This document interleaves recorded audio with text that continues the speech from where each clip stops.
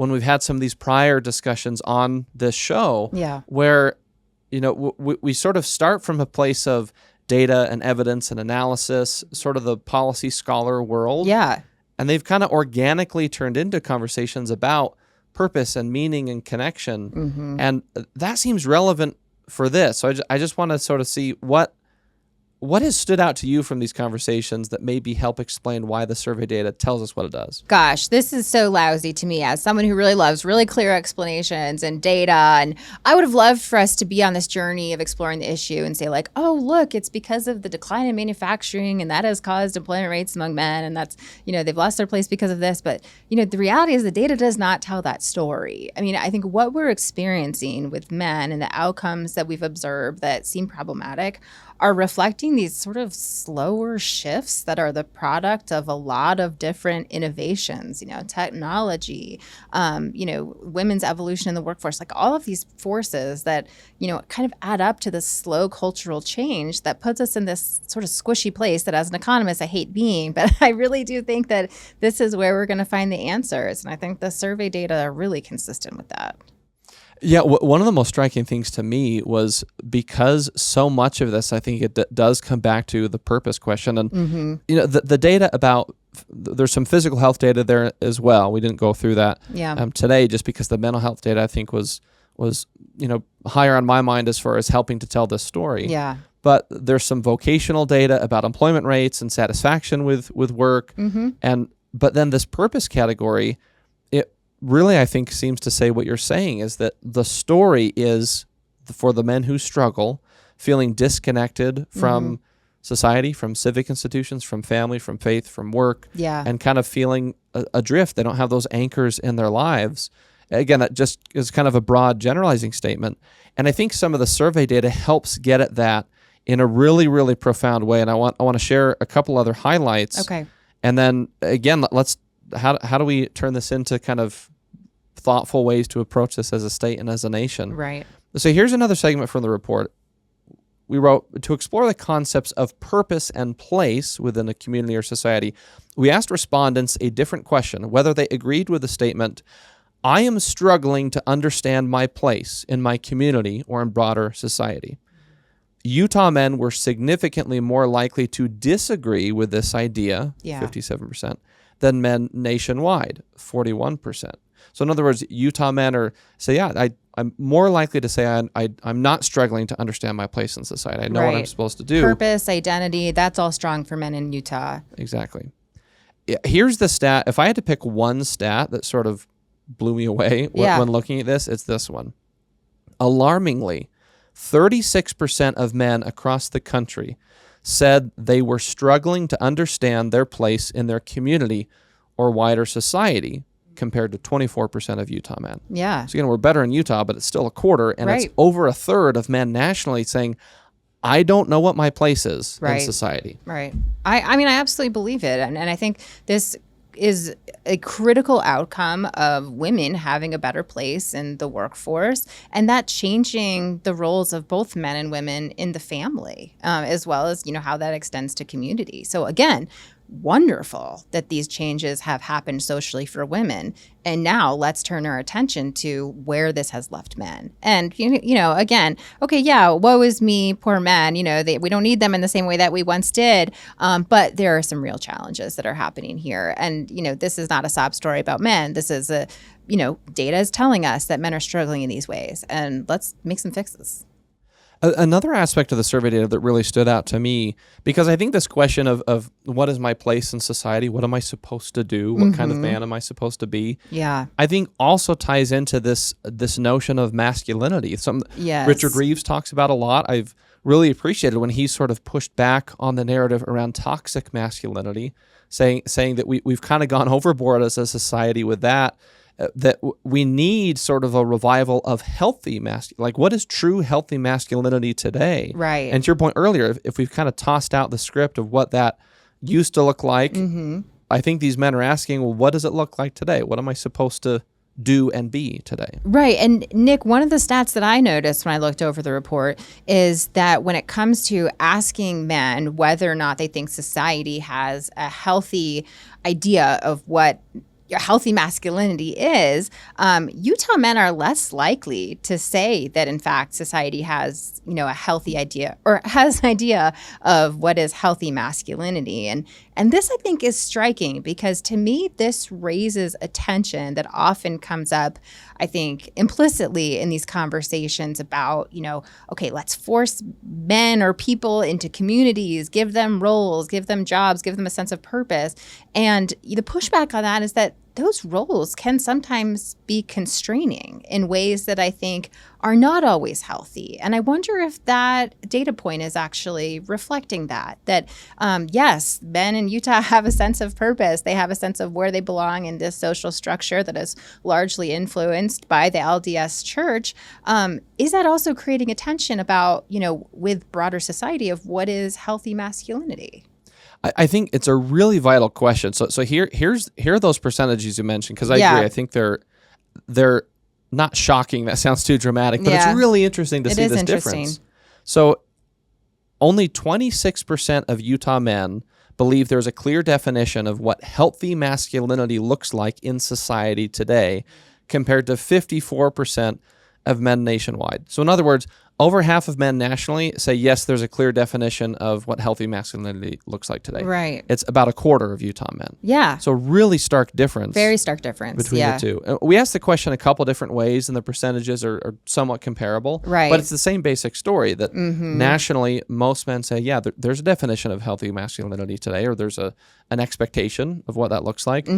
Most Utah men don't think there is. Yeah. And so one of the things that I think I joked with you before when we were not recording yet, that any researcher always says, well, we need to research more. That's kind of the sometimes annoying to hear researchers say that when they're talking about survey data. Right. This is one where I think if we could go back in and ask the question again, or maybe we'll do some focus group conversations in the future to sort of get to that question of, it's one thing to ask, well, does society have a clear definition of healthy masculinity? And then do you feel like you have an internal sense of maybe in your own family, in your own community, in your own state, is there a clear definition of what that looks like? And so that could also be that, is it that men in Utah are saying, yep, we got to figure it out here in Utah. We're working, we're going to church, we're taking care of our families. Right. The rest of society has no idea what it means. Right. That's where I just don't know yet. We might have to dig a little deeper. I think this is so critically important because as we think about solutions and this idea that men having a script is helpful, we say to a young man, you need a wife, you need a child, you need a church. And what if for someone, they don't want a wife or they don't want a child? And, to the extent that to some extent these scripts are good and valuable and shaping men's lives gives them a sense of purpose, which we think is a good thing. And then at some level, they can become constraining in a way that conflicts with someone's natural identity. And so how do we grapple with those things as we think about solutions to this problem? I mean, I don't think you need to have the answer today, but I think that's where we have to go here. Well, you're making me think, because as you say that, I think if you were just to ask me, okay, Nick, like, what's the solution for men and for society generally, everyone, what are the things that people can do to be able to say, I'm thriving, I'm flourishing, I'm leading a great life? Yeah. I would say like the base foundational ingredients, I would just say, if I were talking to a young man, I would say, obviously get an education, but I would say, get a job, get married, have a family, go to church, and invest in those civic institutions around you. And most likely, you will do much better than you would if you didn't have those sort of civic anchors in life. So I would still make a strong argument in favor of those things. Yeah. But to your point, if someone says, well, I don't want those things, then the question is, okay, what does it mean to be a man for someone who maybe, for whatever reason, is not connected to those things? Again, I would argue for recommit to those anchors, those civic institutions. But I heard this definition, and I can't remember exactly where I heard it, and a different podcast discussion of this issue. It might have actually been Richard Reeves when he was talking about this issue in the context of what the state of California did, where Governor Newsom put out an executive order talking about how to engage men in positive ways. So there's a good national momentum on this issue, at least being talked about. But so if it was Richard, good job. If it was someone else, I'm sorry. Good on them. Exactly. But it was this question of over and over again, well, we've thrown out the script for men. And men are asking, well, what do I do? And so this question of, well, what is the script now? What is masculinity? The definition that I heard that actually resonated with me a lot is that to be a healthy masculine man today, it means that you now have responsibility that is outward focused in some way. Yeah. That a degree of selflessness, a degree of other focus, that if what I do is not just for me, but it's for other people, that's a core component of, you could argue, just adulthood, but I think masculinity, absolutely, that family and faith and work sort of forces that on you. Right. But maybe that's the basic principle, that if I'm living for others, am I a healthy masculine man? Yeah, absolutely. And then I think there's also a component of the connectedness, which is that those institutions that you cite, church, family, marriage, I mean, those are institutions that create connectedness for people. And while someone might say, I don't want to be a part of a church, I don't want to be married to a woman or whatever it is, I mean, we can, maybe dig deeper and say, what is it about these institutions that's creating goodness or, well-being for men? Because I think that can, give us a path forward that's like a bit more agnostic about exactly what institutions men subscribe to in order to be thriving. So I'm going to plug Bill Duncan on our team here at Sutherland, our constitutional law and religious freedom fellow. He's done a ton of work on sort of the role of faith in modern society, and he's addressed some of those kinds of questions before, starting to dig into, well, what is it about faith communities and faith institutions that creates some of these positive effects. Yeah. And maybe somewhere in there's some ways to replicate that across a wide range of civic institutions. So I'll plug Bill Duncan on here. Folks, go read his stuff. It's great. Yeah. I mean, there's no doubt, of course, that churches both create community and the faith itself, creates a sense of well-being for a lot of people. But that may not be something that is reachable by some men. And so I think it's important to broaden the conversation about what is it about these institutions that is replicable in other places, maybe outside of marriage, outside of church, that can be good for men. That's actually a good point. I wonder if, and this actually ties into the last question I was going to ask you, Beth, as we kind of wrap up, is, well, how do we turn all this into something that's actionable for all of us and for policymakers? Yeah. And I think on the societal side, maybe part of the response is, yes, encourage men and people at large to reinvest or recommit to the civic institutions that we know in the evidence are really productive or are protective factors, these positive anchors, while also saying, well, how can we replicate those positive effects across any and every civic institution that exists now or that could exist in the future, to, again, have sort of the most widespread positive benefit of the connectedness you're talking about? Yeah, absolutely. I mean, this is a problem that, like we've alluded to before, is so hard to pin down solutions for, but I think it's because it needs to be more of an organic solution. And in part, I think that means investing in community organizations so that this work of connectedness can happen, organically and create this web of support for everyone, not just men throughout society. But to me, that seems like the answer when it comes to connectedness. And then also this idea of a script. I mean, I just feel like this is really going to be on civic, institutional, political leaders to change the way that they talk about masculinity. The analysis of the recent election in which President Trump, won the presidency, I think revealed that men are looking for leadership, and very often they're finding leadership in some of these media voices on YouTube or through podcasts. And so we need to create these personalities, this sense of leadership about what masculinity is, in ways that promotes the things that we think are healthy and lead to thriving. And that is this connectedness, the vulnerability, the willingness to seek support. And so, it's hard for me. It's not a subsidy. It's not a tax credit. But I really do think that those are the solutions. I was going to kind of ask you, and maybe you already did, but if there's one big thing that you take away from the survey data and the past year's worth of conversations on this issue, you would say this is like maybe not the only, but one of, if not the most important this is just the big idea from this, that leaders in Utah, the national level, and other states here's the thing you need to keep in mind, or here's what you need to do. Yeah. Does anything come to mind? I mean, the headline for me is connectedness. And I think this is for humans broadly. And I think it's especially a challenge for men. And that's kind of what's bubbling up here. I think that institutions that support connectedness, churches are a great example of that, but other institutions can serve that role for people who are not interested in being a part of a church. And I think that we need leadership to invest and express support for institutions, participation in institutions, and I really think that can take us a long way.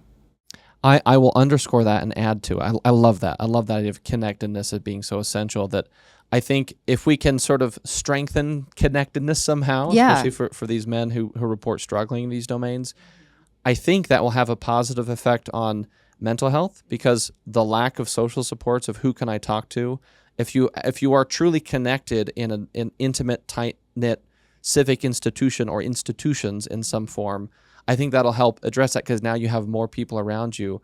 Obviously, there's still some internal stigma we have to address, but I think that connectedness helps with the mental health side.